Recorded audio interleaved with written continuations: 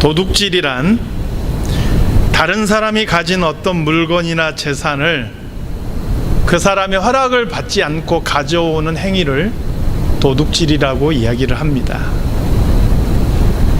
저 어렸을 때 간혹 가다 보면 분명히 그 전날에는 없었는데 새벽에 일어나서 길을 가다 보면 길에 이렇게 쌀이 줄줄줄줄 떨어져 있는 경우가 있어요. 이건 쌀을 훔쳐간 도둑인 거죠. 시골에서는 뭐 도둑질로 옛날에는 치지도 않았지만 수박서리, 참외서리, 콩서리, 예사로 많이 있었던 거죠. 저도 철없던 시절에 수박서리 해본 적이 있는데요, 꼭 그 집 아들을 끼고 했어요. 지금 생각해 보면 정말 철없던 시절에 했던 일이지 사실은 재미로 했다 해도 옳은 행위는 결코 아닌 것이죠. 우리는 도둑질하지 말지니라, 도둑질하지 말라라는 계명에 대해서 스스로 깨끗하다 여길 수 있습니다.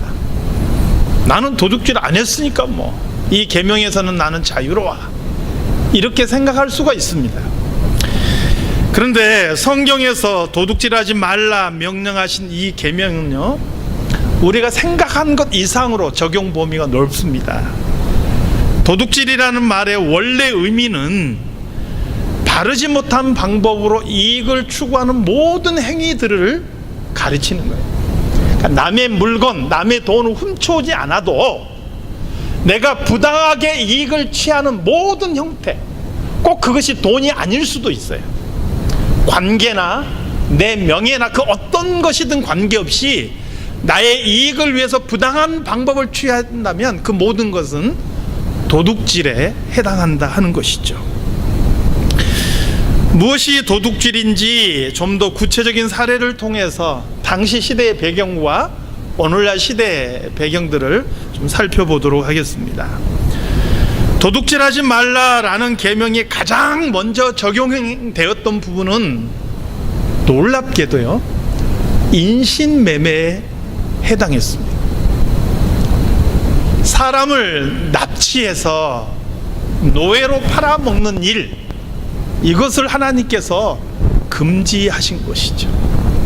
그 사람의 가치와 그 사람의 생명은 일개 개인이 어떤 수단과 가치로 취급할 수 있는 것이 아니었다는 거예요. 살인을 금지하신 것과 같은 이유로 사람은 그 안에 하나님의 형상을 가지고 있기 때문에 그 사람이 어떤 돈의 가치나 어떤 가치로 평가돼서는 안 되는 거예요. 그 사람 자체로 존중되어야 하는 것이죠. 그런데 그때 당시 노예가 돈이 되었던 거죠. 움직이는 재산이에요. 그러다 보니까 어떤 사람들은 사람을 납치해서 노예로 팔아먹는 일이 있었다 하는 것이죠. 출애굽기 21장 말씀과 신명기 24장 7절 말씀에 보니까 바로 사람을 납치한 자가 그 사람을 팔았든지 아니면 자기 밑에 수하로 두고 종으로 부리든지 관계없이 사람을 납치한 사람을 발견하거든 그 사람은 반드시 죽이라, 이렇게 명령을 내리고, 오늘날로 따지면 납치범은요 사형에 해당한다. 하나님께서 그렇게 엄하게 책임을 물으셨던 것이죠. 이런 차원에서 보면 노예 제도라는 것 자체가 사실은 하나님의 기뻐하시는 바가 아니고 성경적인 견해가 아니라는 것을 우리는 금방 알 수가 있는 것이죠. 과거 미국에서 노예 제도가 있었지만 그래도 이 제도가 폐지되었고, 이게 이제 전체 유럽 사회도 폐지되었던 것은 분명 성경적인 그런 입장에서 또 개신교의 어떤 정신들이 이를 용납해서는 안 되기 때문에 결국은 이루어진 일이라고 볼 수 있는 것이죠. 어떤 분은 그렇게 이야기할 수 있습니다. 성경에 보면 노예에 대한 얘기, 종에 대한 이야기가 나오는데 그러면 성경에서도 노예 제도를 인정하는 것 아닙니까? 이렇게 말할 수가 있어요. 모세의 율법에 보면 종과 노예에 대한 그런 규례들이 있어요, 분명히. 그런데 이것은 그러한 제도를 인정해서가 아니고요, 그게 본래 하나님의 뜻이 아니지만 인간이 악하고 인간 세상이 악하기 때문에 사람들이 그런 악을 행하는 거예요. 그래서 모세의 율법은 그것을 근본적으로 막는다라기보다는 그것을 통해서 일어나는 폐단과 피해를 최소화시키는 방향으로 그렇게 율법이 주어졌다 하는 것이죠. 본래 이혼은 안 되는 거지만 인간 세상이 불합리하기 때문에 실제로 이혼이 일어나는 거예요. 그런데 당시에 경제권이 없던 여자들은 이혼 당하면 자기 스스로 생계를 이어갈 수가 없는 거예요. 그리고 이혼했다 할지라도 다른 남자에게 시집갈 수가 없어요. 시집가면은 그것은 간음죄라 해서 돌에 맞아 죽는 거예요. 모세의 율법에 누구든지 여자를 버릴 때는, 이혼할 때는 이혼 증서를 써주라 이렇게 명령을 하죠. 그 이혼 증서를 가진 여자는 다른 남자에게 시집가도 그것이 간음죄가 아니었다 하는 거예요. 신약시대에 와서 이것을 가지고 유대인들이 예수님과 더불어 논쟁할 때 예수님께서 말씀하시는 거예요. 모세가 그러한 법을 준 것은 그 이혼이 합법적이다라는 의미가 아니라는 거죠. 본래는 하나님의 뜻이 아닌데 사람이 악함으로 인해서 이루어진 일 때문에 모세가 차선책으로 그러한 법을 정해줬다 하는 것이죠. 마찬가지입니다. 성경의 노예 제도를 언급하고 있는 것은 그 제도가 합리적이기 때문이 아니라는 거예요. 인간 세상의 불합리한 것 때문에 차선책으로 노예라 할지라도 그 인권을 보호하기 위해서 그 노예 제도에 대해서 언급하고 있을 뿐이라 하는 것이죠. 도둑질하지 말라라는 계명에 가장 먼저 적용된 부분은 바로 사람을 납치해서 그 사람을 가치와 수단으로 취급하는 그러한 모든 행위를 금지하는 계명이었다 하는 것이죠.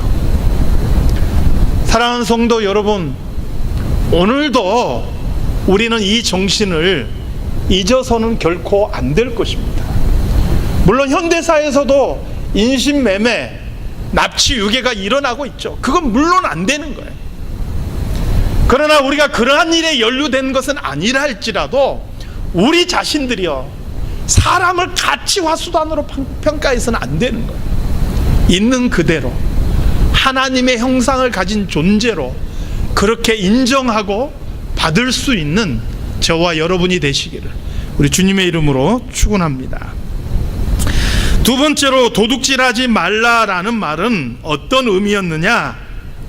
정직하지 못한 방법이나 조작을 통해서 다른 사람의 마음을 빼앗는 것, 이게 이제 또 도둑질이라는 거죠.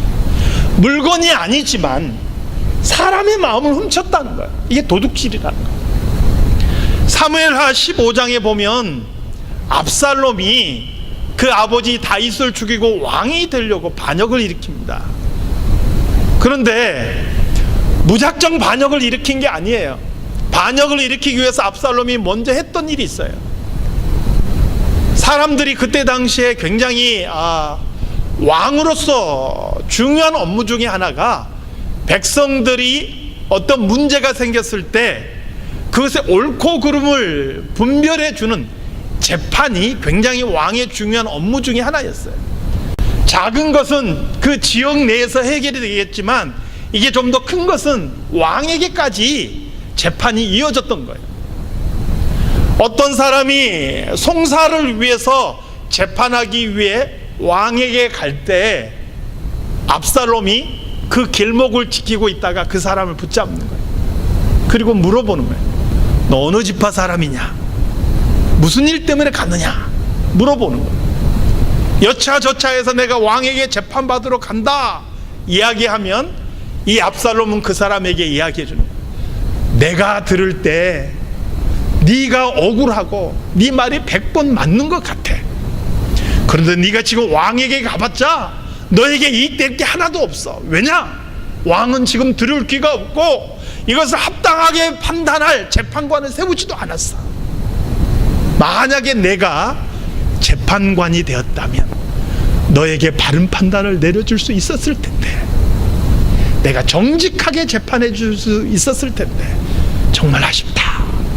이렇게 이야기하면서 그 사람을 끌어안고 입을 맞추고 그렇게 해줬다는 거예요.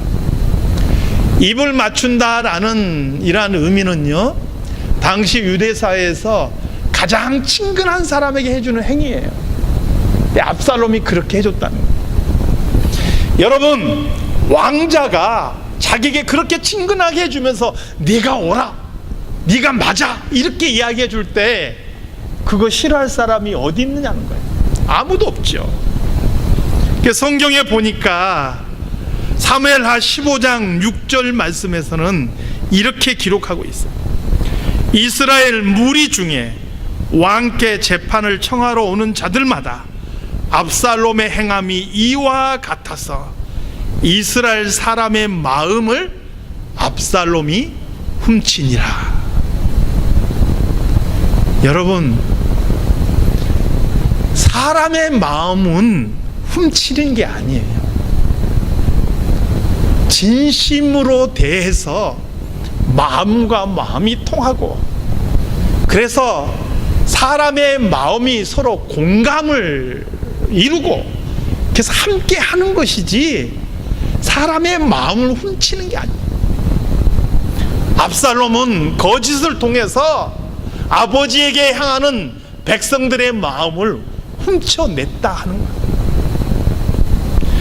2차 세계대전을 일으켰던 주범이었던 히틀러라는 사람, 이 사람은 웅변의 달인이에요.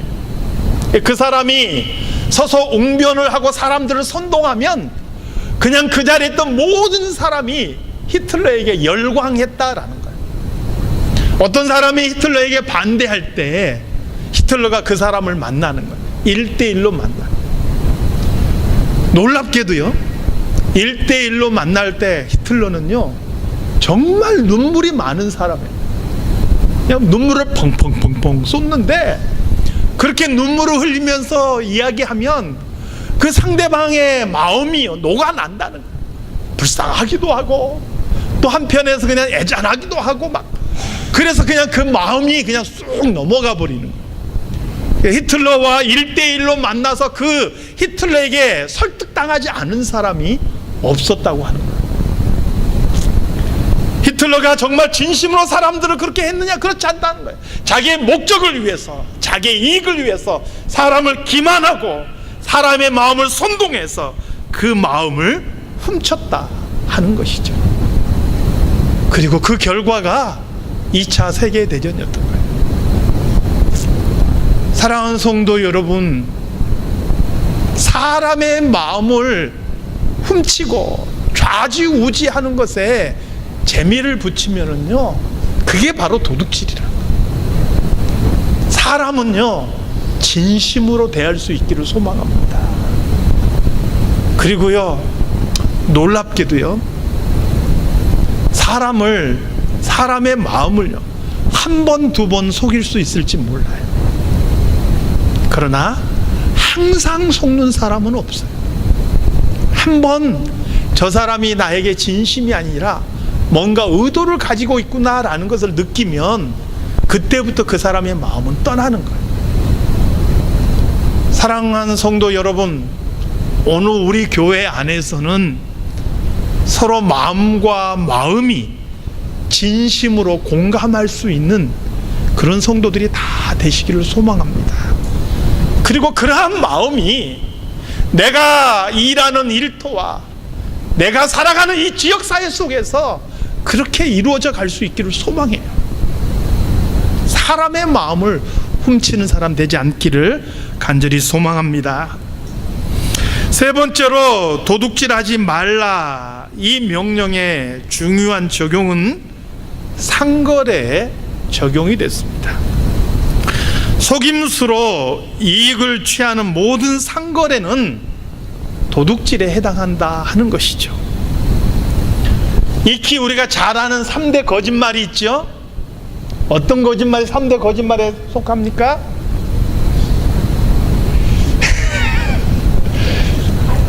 네. 처녀가 시집 안 간단 말, 또 노인이 빨리 죽고 싶단 말. 아이고 죽어야지. 예, 장사꾼이 미치고 판단 거야. 이거 안 남아. 이거 믿져요. 그러면서 파는 거. 3대 거짓말이라는 거예요. 그런데 여러분, 우리 믿는 사람들은요, 그러한 방법을 쓰면 안 된다 하는 거예요. 정직한 상거래를 통해서 내가 좀 더 이익을 얻지 못한다 할지라도 속여서는 안 된다라는 것을 말씀하고 있는 거예요. 저는 예전에 시골에 5일장이 이렇게 서면 엄마 손잡고 장에 따라가는 걸 굉장히 좋아했어요. 저희 어머니는 왜 그렇게 저를 떼놓고 장에 가시려고 그랬는지. 저는 악착같이 엄마 따라서 장을 가는 거예요. 왜요?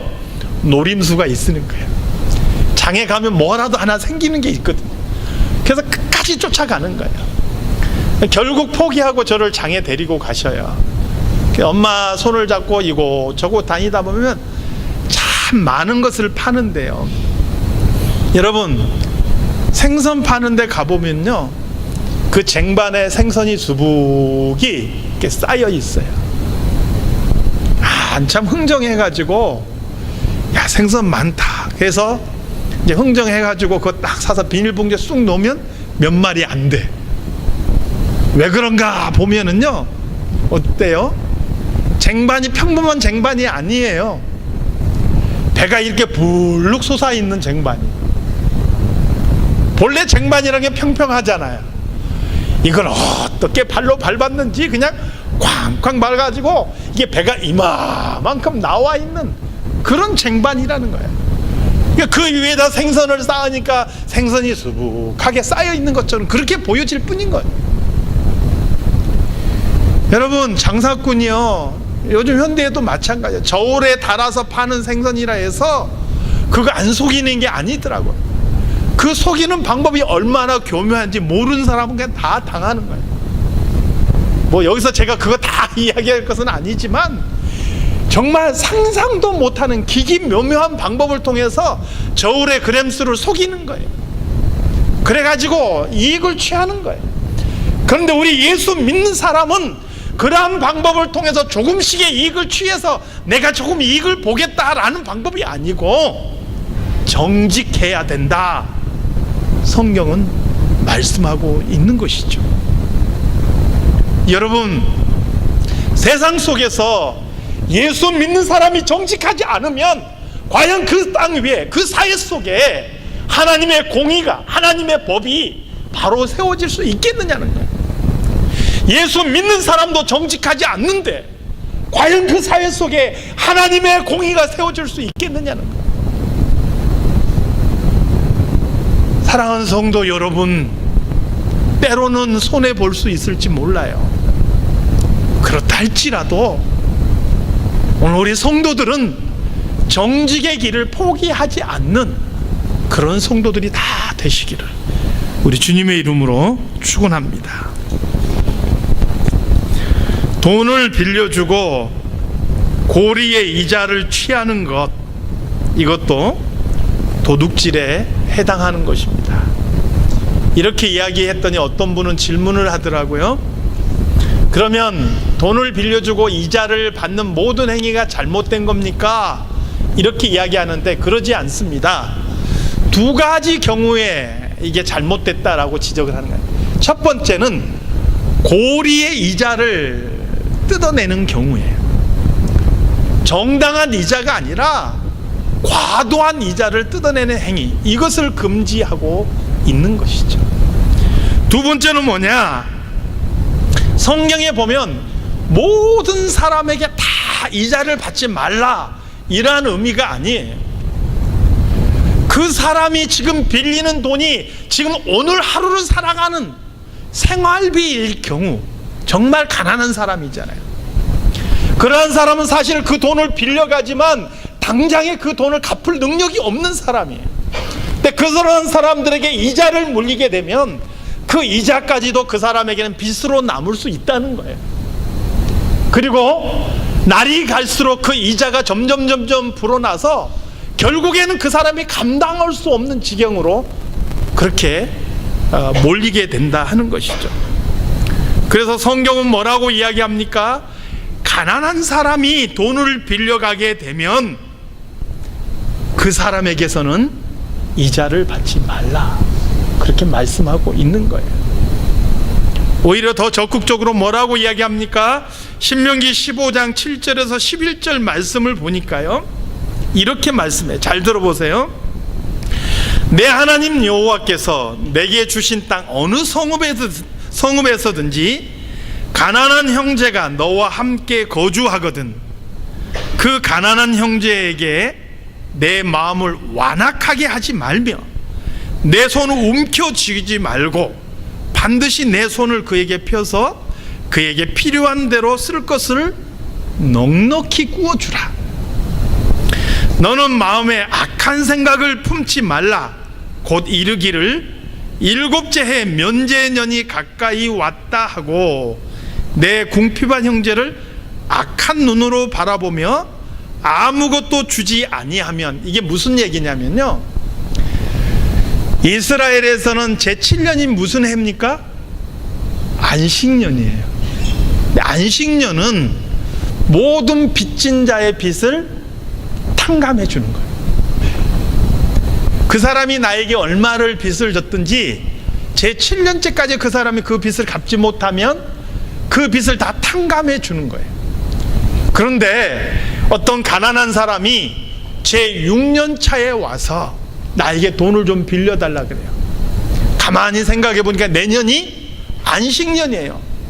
이 사람이 이 돈을 올해 안에 갚지 못하면 내년에는 이 돈은 결국 못 받는 돈이란 말이에요. 그러니까 이것을 생각하고 내가 악한 생각으로 그 사람에게 돈을 빌려주지 않으면, 그래서 그 사람이 하나님 앞에 그 상황을 호소한다면 하나님 앞에 그것이 죄가 된다 하는 거예요. 어떻게 해야 되느냐? 너는 반드시 그에게 줄 것이요 줄 때에는 아끼는 마음을 품지 말 것이니라. 이로 말미암아 내 하나님 여호와께서 내가 하는 모든 일과 내 손이 닿는 모든 일에 내게 복을 주시리라. 땅에는 언제든지 가난한 자가 그치지 아니하겠으므로 내가 내게 명령하여 이르노니 너는 반드시 내 땅 안에 내 형제 중 곤란한 자와 궁핍한 자에게 내 손을 펼지니라. 가난한 사람의 도움을 외면하지 말라는 거예요. 또 아끼지 말라는 거예요. 내가 할 수 있는 범위 내에서는 최선을 다해 주라는 거예요. 그래서 그것을 돌려받지 못할 수도 있습니다. 그런데 하나님께서는 무엇을 약속하십니까? 이 모든 일에 내게 복을 주리라. 하나님의 이 명령에 순종하는 자에게는 하나님께서 복을 주시겠다 말씀하고 있는 거예요. 돕지 않는 자에게는 하나님께서 책임을 물으시겠다 말씀하고 있는 것이죠. 사랑하는 성도 여러분, 그래서 오늘 우리 삶 속에서는 정당한 금융 거래 이런 것을 지금 금하는 것은 아니에요. 그러나 과도하게 욕심을 내서 다른 사람들을 힘들게 만드는 그런 금전 거래를 하지 말라라고 성경은 금하고 있는 것이죠. 도둑질에 해당한다라고 말씀하고 있는 것이죠. 다섯 번째, 오늘 현대 사회 속에서 우리가 조금 적용해 볼 점이 있습니다. 현대 사회에서는 물질이 아닌 것들이 있지만 그럼에도 불구하고 그것이 물질적인 가치를 가지고 있는 것들이 있습니다. 대표적인 것들이 문화예술 분야의 저작권이라는 거예요. 요즘에 여러분이 TV를 보는데 어떤 사람이 TV에 나와서 노래 한 곡을 불렀죠. 그거 공짜로 부르는 게 아니에요. 그러니까 그 부른 사람이 뭐 돈을 받는 이 여부를 떠나서 그 노래를 그렇게 부르면요, 그 방송국에서는 그 노래를 지은 작사가와 작곡자에게 반드시 대가를 지불해야 되는 거예요. 그게 저작권이에요. 그것을 지은 사람이 갖게 되는 권리가 있다라는 거예요. 또 어떤 기술에 대해서는 특허권이라는 게 있어요. 그 사람이 그 기술을 개발한 권리가 있는 거예요. 그런데 대가를 지불하지 않고 그 기술을 사용하면 그것은 특허권을 침해하는 거예요. 도둑질에 해당한다는 것이죠. 특정한 사람의 명예를 침해하는 것, 명예훼손, 이것도 도둑질에 해당한다는 거죠. 학생이 시험을 보는데 자기가 노력하지 않고 옆 사람의 것을 훔쳐서 그 시험을 보는 행위, 컨닝하는 거, 남의 지식을 도둑질하는 거라는 거예요. 내가 수고하지 않았는데 그것을 욕심내는 것이기 때문에 그렇습니다. 도둑질하는 그 사람들의 이유는 여러 가지가 있겠죠. 뭐 정말 먹고 살기 힘들어서, 목구멍이 포도청이라서, 3일 굶어서 담 넘지 않을 사람 없단 말도 있잖아요. 그런 이유 때문에 도둑질하는 사람도 있어요. 얼마 전에 보니까 어떤 사람이 마트에 가가지고 너무 배고파가지고 쌀을 훔쳐서 그 자리에서 먹었대요. 참 안타까운 일이지요. 그렇다고 해서 그게 도둑질이 아닌 것은 아니에요. 법에서도 이러한 경우는 정상참작이라는 말을 사용해요. 그 사람의 상황들을 돌아보아 주는 그러한 법 정신이 있는 거지요. 그런데 대부분 도둑질하는 이유는 그 마음속에 가지고 있는 탐욕이 원인이기 때문에 그렇습니다. 불한당이라는 말이 있습니다. 아니 불자 땀 한자 무리 당자를 써요. 땀을 흘리지 않는 무리들이라는 말이죠. 아담의 범죄 이후로 하나님께서는 땀을 흘리는 수고와 노동의 대가로 먹고 살 수 있도록 우리에게 그렇게 정해 주셨어요. 그래서 우리가 노력하고 수고하고 땀 흘려서 먹고 사는 것이 하나님의 뜻인 거예요. 근데 땀 흘리지 않고 수고하지 않고 내가 어떤 것을 기대하고 내가 어떤 것을 얻으려고 하면 그것이 곧 불한당인 것이고 그것이 곧 도둑질이다. 성경은 그렇게 규정하고 있는 것이죠. 데살로니가후서 3장 10절에서 12절 말씀에 보니까 사도 바울은 이렇게 규정하고 있습니다.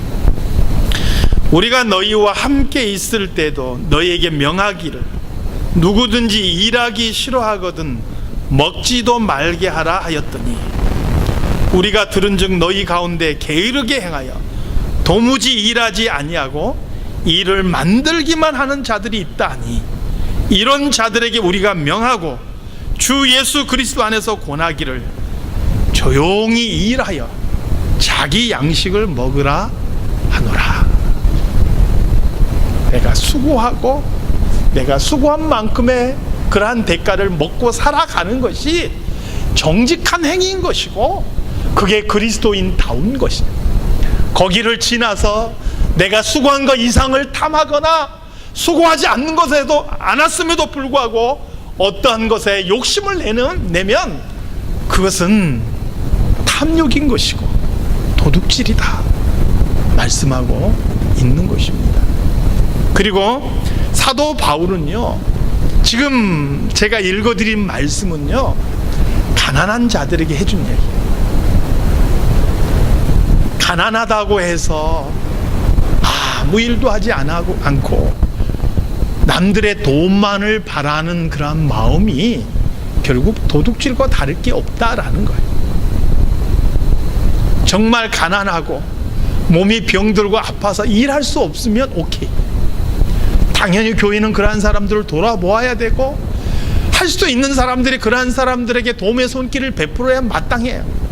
그러나 가난할지라도 내가 힘이 있고 내가 일할 수 있고 그럼에도 불구하고 하지 않으면서 남의 돈만을 기대하는 그 마음은 결국은 도둑질과 다름이 없다는 거예요. 그래서 사도 바울은 그러한 사람에게 뭐라고 이야기한 겁니까? 일하기 싫거든 먹지도 말라. 그렇게까지 이야기한 것이죠. 에베소서 4장 28절 말씀 오늘 본문에 보니까 뭐라고 이야기합니까? 도둑질하는 자는 다시 도둑질하지 말고. 저는 참 감사한 게 뭐냐면 하나님께서는 과거를 뉘우치고 회개하는 자의 과거를 계속 묻지 않으세요. 내가 과거에 어떠한 사람이었든 관계없이 오늘 내가 하나님 앞에 뉘우치고 하나님 앞에 새로운 마음으로 딱 서서 살아가면 하나님께서는 그 사람의 과거를 보고 그 사람을 평가하는 게 아니라 그 사람이 오늘의 그 모습을 보고 믿음으로 섰다라고 평가해 주신다는 거예요. 할렐루야. 오늘 하나님 앞에 믿음으로 서는 성도들이 되시기를 소망합니다. 그래서 뭐라고 이야기하는 거예요? 도둑질하는 자는 다시 도둑질하지 말고 돌이켜 가난한 자에게 구제할 수 있도록 자기 손으로 수고하여 선한 일을 하라 말씀하고 있는 것이죠. 사랑하는 성도 여러분, 결국 이 8번째 계명은 우리에게 무엇을 이야기하는 거예요? 우리의 손으로 정당하게 수고하고 정당하게 노력해서 그 결과로 먹고 살 것이고, 그런 가운데 우리에게 힘이 있다면 어려운 자들에게 나누고 베푸는데 인색하지 말아라 라는 그러한 명령으로 우리에게 주신 것입니다. 여러분, 제가 이제 마무리로 이야기를 좀 하겠는데요, 복권을 사보신 적 있으신가요? 이것은 좀 경계선상의 질문이 될 수 있습니다. 복권을 사면 무조건 도둑질이다 이렇게 주장하고 싶지는 않아요. 복권을 사는 내 마음의 상태를 잘 들여다볼 필요는 있어요. 목사인 저도요, 살아오면서 가끔 이거 복권 한 장 안 되나? 이런 마음 들 때가 있어요. 가게 들어갔는데 복권 많이 팔더라고요. 이거 한 장 사볼까? 이런 마음 들 때가 있단 말이죠. 다만 다스리고 사지 않을 뿐인 거예요. 누구라도 그런 마음 가질 수가 있어요. 몇 년 전이었나요? 얼마 전이었나요? 여기 미국에서 하는 그 복권, 무슨 복권이죠? 하여튼 금액 되게 많은 거 몇 주 계속 뒤로 넘어가니까 이게 누적된 금액이 굉장히 컸었죠. 6억 불인가? 그때 복권 사신 분들 굉장히 많았던 걸로 기억해요.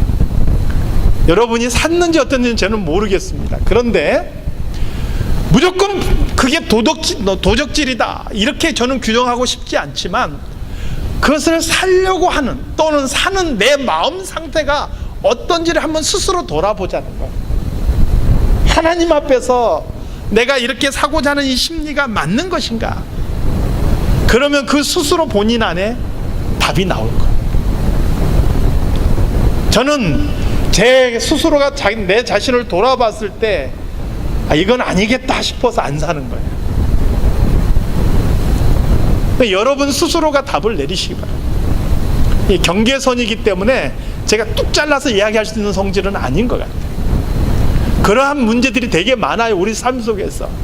그럴 때마다 정직하게 내 마음을 들여다봐요. 그리고 과연 하나님께서 이러는 나 자신을 기쁘게 여기실까를 생각해 보면 거기에 스스로 답을 내릴 수가 있는 것이죠. 사랑하는 성도 여러분, 땀 흘리는 수고와 그 열매를 맛보는 성도들이 되시기를 바라고요.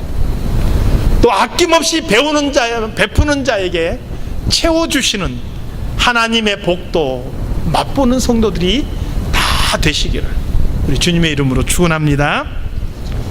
하나님 아버지, 도둑질하지 말라라는 계명을 통해서 우리가 여러 가지들을 한번 살펴보았습니다. 하나님, 무엇이 도둑질이고 무엇이 도둑질이 아니냐, 이 말씀보다 더 중요한 것은 우리가 하나님을 두려워할 줄 아느냐, 하나님의 말씀을 순종하기를 원하느냐, 임을 깨닫게 해 주시옵소서. 그래서 우리가 하나님을 두려워하는 마음으로 하나님의 명령을 순종할 수 있는 저희들이 되게 하여 주시옵소서. 예수님의 이름으로 기도드리옵나이다. 아멘.